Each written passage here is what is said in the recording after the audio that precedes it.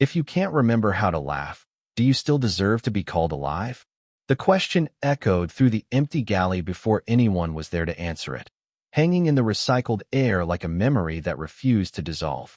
Ethan Cole stood alone in the kitchen module of Outpost K-17, a remote orbital station drifting above a pale blue planet that looked almost peaceful from this far away. The overhead lights flickered once, then stabilized, casting a soft amber glow over stainless steel counters and unused preparation tables. He wiped his hands on a worn apron, the fabric stained from years of service in places no one bothered to name anymore.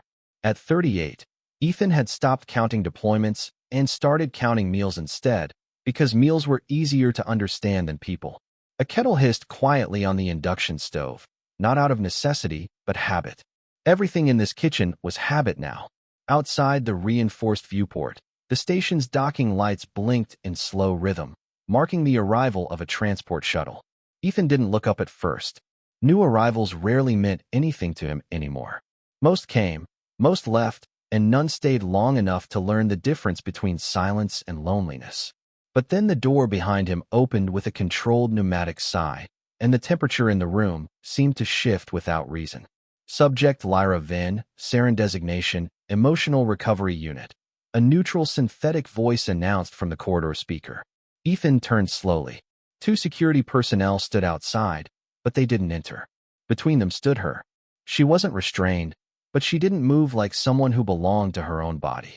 Her skin carried a faint silvery blue tone, smooth but distant, like something polished and left on display too long.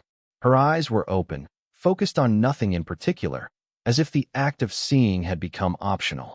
There was no resistance in her posture, no curiosity in her gaze, only a stillness so complete it felt heavier than exhaustion. Ethan had seen soldiers come back from broken worlds with that same emptiness before, but this was different. This wasn't survival. This was absence. She doesn't respond to standard social stimuli, one of the officers said flatly. Food, conversation, environmental cues. No emotional output detected. The words sounded clinical, rehearsed, like they had been repeated too many times to still carry meaning. Lyra's gaze shifted slightly, landing somewhere near Ethan's shoulder, but not quite meeting his face. It was not avoidance. It was distance without intention. She will remain under observation until further assignment. The officer continued, then stepped back as the doors closed behind her with a soft mechanical lock. Now it was just Ethan and the girl in the kitchen module. He studied her quietly, not like a patient or a problem, but like someone trying to remember a forgotten ingredient in a recipe he had once known by heart. You hungry? He asked finally, not expecting an answer. There wasn't one. Lyra stood still, her hands resting at her sides, fingers slightly curled as if they had forgotten what to hold. Ethan glanced at the empty counter, then at the storage cabinet behind him. Yeah, he said softly, more to himself than her. That's probably not the right question yet. He turned back to the stove, lowering the heat on the kettle, then reached for a worn notebook tucked beneath a stack of ration logs. Its pages were filled with handwritten recipes from Earth kitchens, some faded, some rewritten so many times the ink had begun to blur. He flipped through it slowly, stopping on a page marked with a small coffee stain. For a moment, he hesitated. Then he spoke again, quieter this time. Ever smelled something that made you remember a place you never wrote down? The question wasn't aimed at expectation. It was just air filling space between two silences. Behind him, Lyra did not respond. But something small shifted in the room. Not visible, not measurable, just a fraction of attention that hadn't been there before. Ethan exhaled, placed the notebook on the counter, and reached for a set of ingredients stored in the lower cabinet. Flour, dried herbs, preserved fruit concentrate. Simple things, nothing advanced, nothing engineered for emotion. Just food. As he began to work, the kitchen filled with the slow sound of preparation, the scrape of a knife against a cutting board, the soft pour of measured liquid, the faint hum of heat returning to life. Outside the viewport, the planet below rotated in silence, unaware of anything happening above it. Lyra remained still, watching nothing in particular. But for the first time since her arrival, her eyes did not drift completely away. The kitchen module remained quiet except for the steady rhythm of preparation as Ethan Cole continued working with careful precision, measuring ingredients by instinct rather than recipe, as if his hands remembered something his mind did not fully trust anymore. The air slowly changed as heat spread from the cooking surface, carrying a soft, familiar scent that drifted through the sterile environment like a quiet invitation. Behind him, Lyra Vin still stood in the same position near the entrance, her body unmoving, her attention unfocused, as if she were observing a world that no longer required her participation. Ethan did not rush. He had learned long ago that rushing did not bring people back from places they had disappeared into. Instead, he lowered the flame, adjusted the pan, and allowed time to do what it always did, which was reveal whether something was going to change or remain the same. When he finally spoke, his voice was calm and steady, carrying no expectation. He said, "I do not know what they fed you before you arrived here, but whatever it was not meant to make you feel anything." The words hung in the air without response. Lyra's gaze remained distant, fixed slightly above the counter, as if the room itself was still being translated into meaning she could not access. Ethan reached into a storage container and placed a simple bowl on the counter. It was a plain dish, unremarkable in appearance, but the scent rising from it carried something warmer, something layered with memory rather than instruction.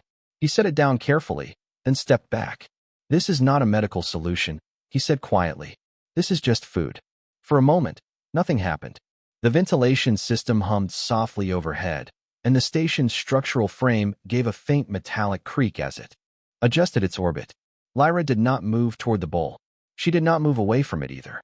Ethan watched without pressure, his arms resting loosely at his sides. He had seen enough psychological reports to understand what they said about subjects like her, but reports did not account for silence that had weight.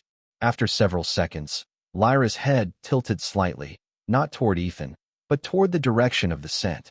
It was a minimal movement, almost imperceptible, but in this room it felt like a shift in gravity. Ethan noticed immediately, but said nothing. Instead, he turned back to the counter and began preparing another portion, slower this time, letting the process unfold naturally. As he worked, he spoke again, not to instruct, but to fill space with something human. "When I was younger," he said, "there was a place where I worked that always smelled like this during the evening shift. It was nothing special, just a small kitchen on a mining transport vessel, but people would come in after long hours in the cold and sit down without speaking. They did not talk much at first either." He paused, stirring gently. "They just ate." Lyra's fingers shifted slightly, curling and uncurling once, as if responding to something beneath awareness. Ethan noticed, but did not comment. Instead, he placed another small portion onto a second plate and set it beside the first. The scent in the room grew warmer now, more present, as if the environment itself was beginning to remember something it had never experienced. Lyra's eyes moved for the first time with intention, not wandering, but aligning slowly toward the bowl on the counter. It was not recognition. It was proximity to something that might once have been familiar. Ethan took a slow step back, giving her space that was not measured in distance but in absence of pressure. "You do not have to do anything," he said gently. "There is no requirement here." For a long moment, Lyra remained still, her expression unchanged, her posture rigid in a way that suggested endurance rather than choice. Then, with emotion so subtle it almost did not register as decision, she took a step forward. It was not confident. It was not certain. But it was movement. Ethan did not react outwardly. He simply observed as she approached the counter, her gaze locked on the bowl, as if it were a question she had not yet learned how to answer. The silence in the room did not break, but it shifted, becoming less empty and more expectant, as if something long dormant had begun to notice that it was being invited to return. Lyra Vin stood in front of the counter now, closer than before, but still not fully present in the way Ethan Cole understood presence. The bowl of food sat between them like a quiet bridge neither of them had agreed to cross. The scent rose steadily into the air, warm and layered, carrying faint traces of sweetness and grain and something gently familiar, though its meaning was buried beneath years of absence. Ethan did not speak. He had learned that silence was not emptiness in moments like this. It was structure. It was space where something fragile might choose to exist again. Lyra's eyes remained fixed on the bowl, but her focus was not stable. It shifted in micro movements, as if her mind was attempting to classify the sensation and failing to find a category that fit. Her fingers lifted slightly from her side, then stopped halfway, uncertain whether movement itself was permitted. Ethan noticed everything, but he did not interrupt the process. Instead, he leaned lightly against the counter and said in a calm voice, "You do not have to remember anything right now. Just notice what is in front of you." The words did not produce an immediate reaction, but something subtle changed in her breathing pattern, a slight pause that suggested the instruction had reached a deeper layer than language. The kitchen remained quiet except for the soft hum of the station's environmental systems and the faint simmering sound still coming from the stove. Ethan turned slightly and adjusted the heat again, letting the rhythm of cooking continue without urgency. Lyra took a small step closer to the bowl. It was slow, deliberate in a way that felt like resistance against invisible weight. Her gaze flickered once toward Ethan, then returned to the food. For a moment, she appeared as if she might retreat, but instead, she remained in place. Ethan spoke again, softer this time. "I am going to tell you something simple," he said. "This is not a test. There is no correct response. You are allowed to do nothing." The words settled into the room like dust falling onto still surfaces. Lyra's expression did not change outwardly, but her shoulders lowered by a fraction, as if tension had shifted its grip without fully releasing. She reached out slowly, her hand hovering above the bowl. The motion was unsteady, not from weakness but from uncertainty of permission. Her fingers finally made contact with the edge of the bowl, and she paused there. The contact was minimal, but it created a reaction that was not visible and yet unmistakable. Her breathing changed again, slightly deeper, slightly uneven. Ethan watched without interference. He knew that anything rushed at this stage would collapse whatever fragile structure was forming. Lyra's hand tightened slightly on the bowl, then released, then returned again, as if testing whether the object would remain real under repeated contact. The scent continued to rise, and now something within it seemed to echo against her stillness, not as memory yet, but as absence beginning to recognize itself. Her head tilted down further, and for the first time her eyes were not empty. They were searching, not outwardly, but inwardly, as if something behind them had begun to move after years of immobility. Ethan spoke one final time, not as instruction but as acknowledgement. "Whatever you feel right now," he said quietly, "you do not have to understand it yet." Lyra did not respond verbally, but her fingers finally curled more firmly around the bowl, and she did not let go. The kitchen module felt different now, though nothing in its structure had changed. The lighting was still steady, the counters still sterile, the ventilation still humming in a soft mechanical rhythm above. Yet Ethan Cole noticed a shift that could not be measured by instruments or recorded by systems. It was in the space between movements, in the way silence no longer felt entirely empty. Lyra Vin still stood at the counter, her hand resting on the bowl as if it had become an anchor keeping her present in a place she was not fully certain she belonged to. Her fingers tightened slightly, then relaxed, then tightened again, not out of hesitation anymore, but out of a kind of fragile curiosity that had no clear direction. Ethan did not move closer. He remained where he was, giving her room that was not physical alone, but emotional space without pressure. The stove behind him continued to emit low heat, and the scent in the room grew deeper, more complex as time passed. Lyra's head lowered slowly, and her eyes, once fixed in distant absence, now traced the surface of the food with an attention that seemed unfamiliar to her. It was not recognition yet, but it was no longer emptiness. Ethan spoke softly, his voice steady and calm. "You can put it down if it feels too much. There is no expectation here." Lyra did not respond, but her grip on the bowl shifted again, this time more controlled. Her shoulders rose slightly, then settled, as if her body was negotiating with something internal rather than external. The moment stretched, and Ethan turned his attention briefly back to the stove, stirring the contents of another pan with slow, deliberate motion, maintaining a rhythm that kept the environment stable. Behind him, Lyra's breathing changed again, slightly uneven now, not in distress, but in reaction to something she could not yet name. The scent in the air had reached a point where it no longer felt like background. It had become presence. Lyra's free hand moved for the first time toward the bowl, hovering just above its surface. Her fingers trembled faintly, not from fear, but from the strain of unfamiliar sensation. Ethan noticed, but remained still. He had learned that interruption could break what silence was beginning to build. Lyra's fingertips finally touched the food, lightly at first, then more fully. The contact held for a moment longer than before. Her eyes shifted downward sharply, as if the sensation itself had struck a hidden boundary within her awareness. Something in her expression tightened, then softened in the same breath, as if two opposing states were colliding without resolution. Ethan spoke again, quieter than before. "It is okay if. It feels strange," he said. "Strangeness is not failure." The words seemed to settle into her posture more than her mind. Lyra's hand did not withdraw. Instead, she lowered her fingers further, slowly gathering a small portion of the food. The motion was unsteady, but it was intentional now. She brought it closer to herself, pausing halfway, as if uncertain whether the action could be completed without consequence. Ethan did not watch her directly anymore.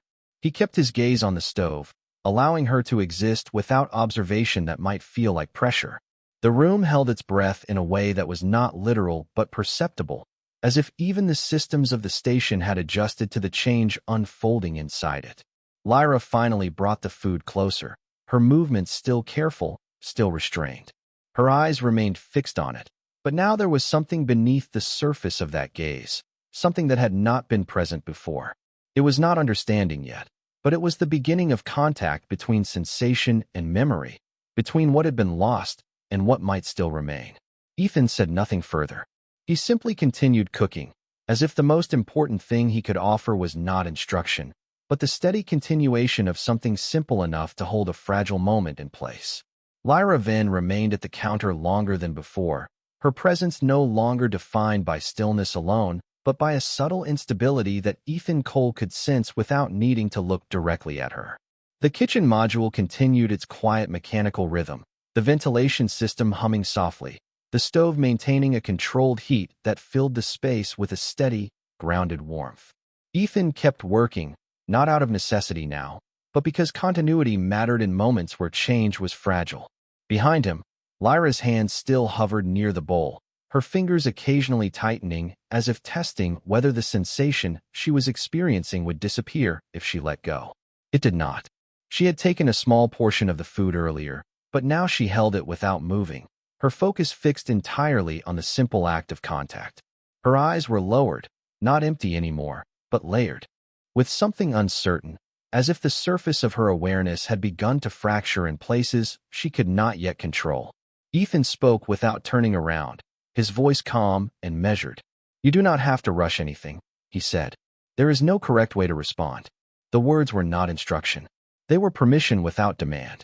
Lyra did not answer, but her breathing shifted again, slightly uneven, as if the structure of her internal state was adjusting to accommodate something unfamiliar. Ethan continued preparing the next step of the meal, moving ingredients with steady precision, letting sound and motion exist without interruption.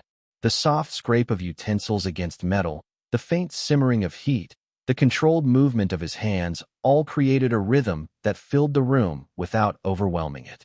Lyra finally lifted her hand closer to her face, the small portion of food still resting between her fingers.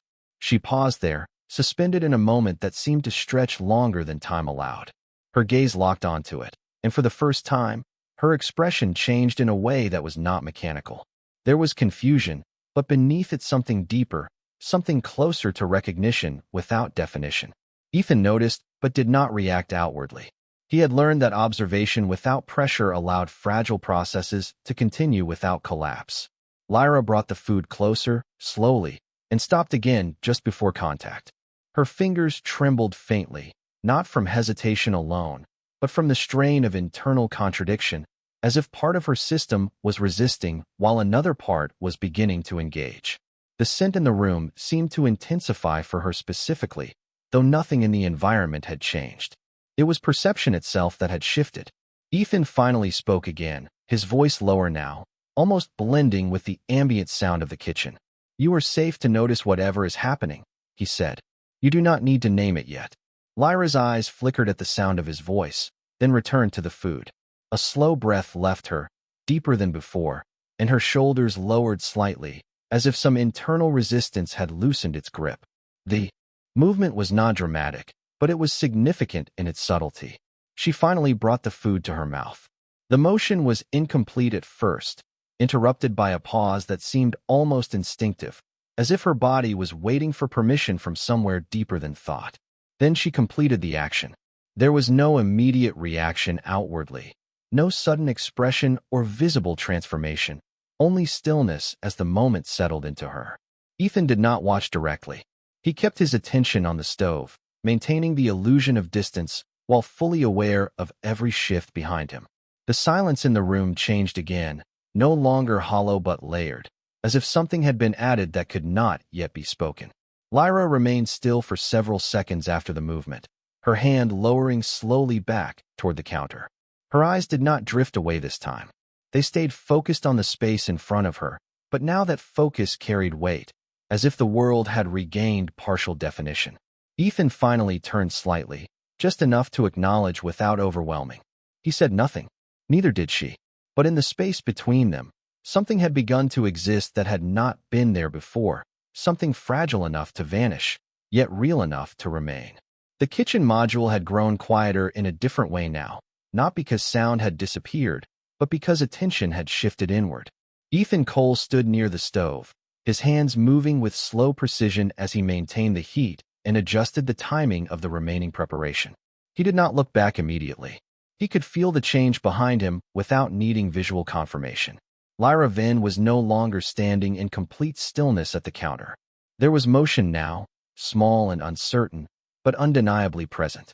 The air in the room carried a different weight, as if something fragile had been introduced into a sealed environment and was now beginning to interact with everything inside it. Lyra sat slightly forward, her posture no longer rigid in the same mechanical way it had been before. Her gaze remained lowered toward the counter, but it was no longer unfocused. It lingered on the empty space, where the food had been, then shifted back to her own hands, as if she were trying to understand what had just happened without a reference point for understanding. Ethan finally spoke, his voice calm and steady, without urgency. "You do not need to explain anything," he said. "Just stay with it." The words were simple, but they did not vanish into silence like before.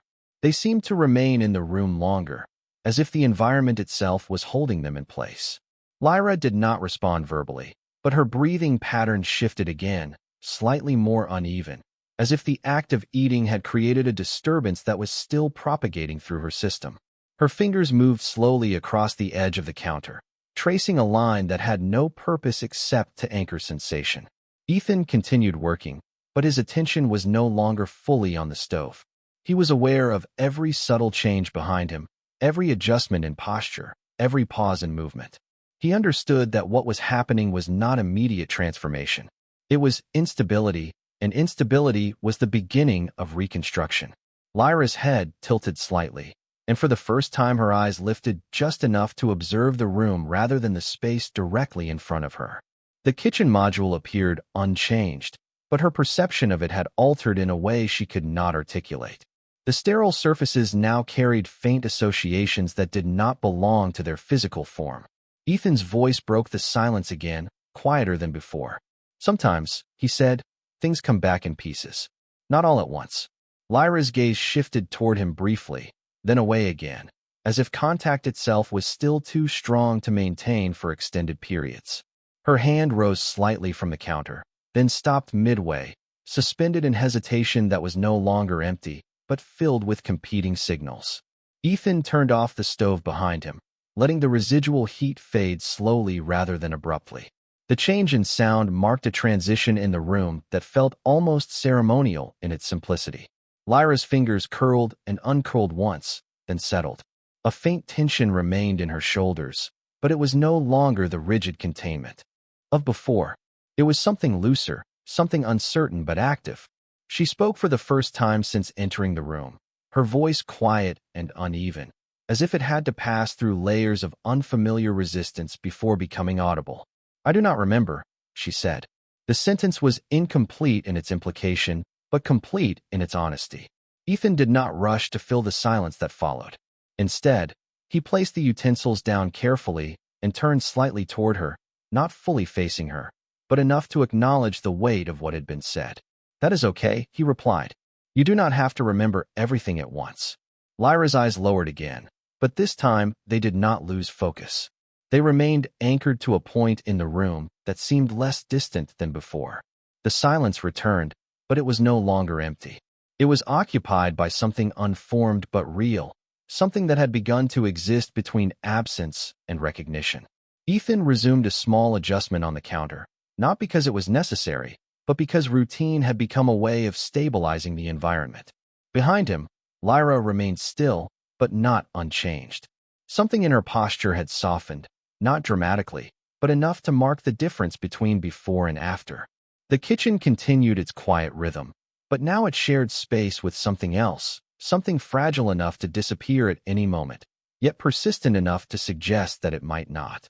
The kitchen module remained in a state of quiet equilibrium, as if the environment itself had adjusted to accommodate a change it did not yet fully understand. Ethan Cole stood near the counter with his hands loosely at his sides, no longer actively cooking, but still maintaining presence in the space like an anchor that kept everything from drifting too far. The residual warmth from the stove faded slowly into the air, replaced by the steady hum of the station's systems. Behind him, Lyra Vin remained seated now, her posture no longer rigid, but still uncertain in its softness. Her gaze was lowered, not fixed on any single object, but no longer lost in absence. It moved subtly across the counter, then toward her own hands, as if she were trying to reconcile the idea of sensation with the fact that it had returned without warning. Ethan finally turned slightly, his voice calm and unhurried. "You do not need to force meaning onto anything yet," he said. "Sometimes it takes time for things to settle." Lyra did not respond immediately. Her fingers rested lightly on the edge of the counter, no longer gripping, but no longer withdrawn either. There was a pause, longer than before, filled with a kind of internal motion that had no visible expression. Then she spoke again, her voice quieter than last time, less fractured but still fragile at its edges. "It feels like something is there," she said, "but I cannot find where it begins." Ethan nodded slightly, as if this answer was not unexpected. "That is normal," he replied. "When something has been gone for a long time, it does not return in the same shape." The words did not explain anything to her, but they seemed to align with something already forming beneath her awareness. Lyra's head tilted slightly, and for the first time since her arrival, she looked directly at Ethan without immediately looking away. The contact was brief, but it held. Ethan did not move closer. He did not increase pressure or expectation. Instead, he simply remained still, allowing the moment to exist without interference. The kitchen continued its quiet mechanical rhythm, but it no longer felt isolated. It felt shared. Lyra's breathing slowed, becoming more regular, though still faintly uneven. She looked down at her hands again, then slowly flexed her fingers, observing the movement as if it belonged to someone else. Ethan spoke again after a long pause. "When I first learned to cook in places like this," he said, "I used to think it was just about feeding people. Then I realized it was about reminding them they were still here." Lyra's eyes lifted slightly at that, not fully understanding the words, but responding to the tone beneath them. She shifted in her seat, a small adjustment that carried more significance than movement alone. The room around them remained unchanged, but its meaning had subtly altered. The silence was no longer empty. It was structured, holding space rather than removing it. Lyra finally spoke again, her voice steadier this time, though still soft. "I do not know what I am supposed to feel," she said. Ethan exhaled slowly, his gaze lowering briefly to the counter before returning to her. "You are not supposed to feel anything specific," he replied. "You just notice what is there." The simplicity of the statement seemed to land more deeply than anything before it. Lyra did not respond immediately, but her posture shifted again, slightly more open, slightly less guarded. She looked down at the counter, then back at her hands, then allowed her gaze to remain there without retreating. For the first time, she did not appear to be waiting for something external to define her state. The kitchen module continued its steady hum, but within it, something quieter and more delicate had begun to stabilize, not as resolution, but as the first sustained moment of presence that neither of them disturbed. The kitchen module had settled into a calm that felt almost unfamiliar compared to the silence that had filled it earlier. Ethan Cole stood near the counter with a steady posture, no longer engaged in active preparation, but still present in a way that kept the space grounded. The faint hum of the station's life support systems blended with the residual warmth of the kitchen, creating an atmosphere that felt neither empty nor full, but suspended somewhere in between. Behind him, Lyra Vin remained seated at the counter. Her hands rested in front of her now, no longer tense, no longer withdrawn, simply existing in place as if she was still learning what it meant to occupy space without resistance. Her gaze was directed downward, but it no longer carried the emptiness of before. There was focus now, uneven and fragile, but real enough to notice. Ethan did not speak immediately. He allowed the moment to continue without shaping it, understanding that interruption could collapse what had begun to form. Lyra's fingers moved slightly, tracing a small invisible pattern on the surface of the counter. The motion was repetitive at first, then slowed, then stopped, as if she had become aware of her own action mid-process. She lifted her eyes gradually, not to Ethan directly at first, but to the surrounding environment. The kitchen module appeared unchanged, yet her perception of it seemed to be shifting in layers. Ethan finally spoke, his voice low and steady, carrying no urgency. "You do not need to analyze it," he said. "Just stay with it as long as it is there." Lyra did not respond verbally, but her breathing shifted again, becoming more even than before. She turned her head slightly toward him, holding the position longer than she had in previous moments of contact. The act itself seemed to require effort, not physical, but internal, as if attention itself was something she had to relearn how to direct. Ethan leaned lightly against the counter, maintaining distance that was neither withdrawal nor intrusion. The silence between them was no longer hollow. It had weight, structure, and continuity. Lyra finally spoke again, her voice quieter but more stable than before. "It does not disappear immediately," she said. Ethan nodded slightly. "That is how it usually starts," he replied. "It does not return all at once." The simplicity of his response seemed to align with something she was experiencing but could not yet articulate. Lyra looked down at her hands again, then slowly flexed her fingers, observing the movement with deliberate attention. It was no longer unfamiliar in the same way it had been earlier, but it still carried a sense of rediscovery. Ethan turned slightly, glancing at the stove controls, though nothing required adjustment. The action was habitual, a grounding motion that kept rhythm in the environment. Lyra's gaze followed him briefly, then returned to the counter. After a long pause, she spoke once more.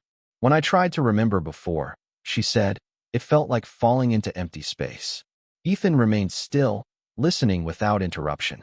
"And now," she continued, "it feels like something is holding the edges." The statement was not precise, but it was honest in a way that required no correction. Ethan exhaled slowly. "That is progress," he said simply. "Not because it is complete, but because it is changing." Lyra did not respond immediately. Instead, she looked toward the counter again, then slightly beyond it, as if the room itself had gained depth that was not visible before. Her shoulders lowered a fraction, and her posture shifted into something less defensive. The kitchen continued its steady rhythm, unchanged in function but altered in meaning. Ethan finally moved away from the counter, taking a small step that brought him closer to the stove again, not to cook, but to remain present within the space of action. Lyra watched him for a moment longer, then looked down at her hands once more. They were still, but no longer disconnected. Something in her expression softened, not into clarity, but into acceptance of uncertainty. The silence returned, but it no longer felt like absence. It felt like continuity, carrying forward something that neither of them interrupted, something still forming, still incomplete, but no longer lost. The kitchen module was no longer a place defined by silence alone. It had become a space where silence and presence coexisted, layered over each other like invisible threads that neither Ethan Cole nor Lyra Vin fully controlled. Ethan stood near the stove, but his movements had slowed, not because there was less to do, but because there was no longer a need to rush anything.